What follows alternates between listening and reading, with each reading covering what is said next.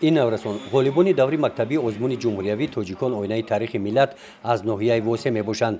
دوری ناحیوی آزمون دوری دویمیان در مرکز ناحیه با جمع آمد ایدانه برگزار گردید.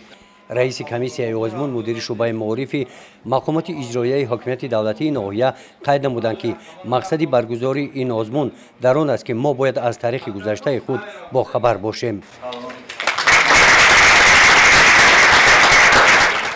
اعضای حکمان، آموزگاران، خوانندگان، اینچنین پدر و مادران در این رفت آزمون اشتراک دارند و از جواب شاگردان معلوم گشته شده است که باید تئوری خیلی خوب به این آزمون آمدند و ما باوری داریم که از بین اشتراک کنندگان آزمون بهترین ها را اعضایان حکمان دریافت میکنند و به دوری سیوم به دوری ولایتی آنها را صاحب راحت می‌نامند و گمان میکنم که این آزمون یک در بازیافت چهره‌های نو در تربیت خویشتن‌شناسی و تندرستی نسل نوروز باز هم سهمی کلان خود را می‌گذارد. در دور نهایوی آزمون جمهوریوی آموزگاران بهترین فن تاریخ با هیئت کمیسیای آزمون داخل کرده شدند.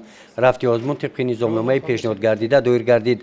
در جنبش از اشتراکچیان دور نهایوی آزمون 6 نفر بهترین اشتراکچیان به دور ولایتی آزمون جمهوریوی راه خط گرفتند.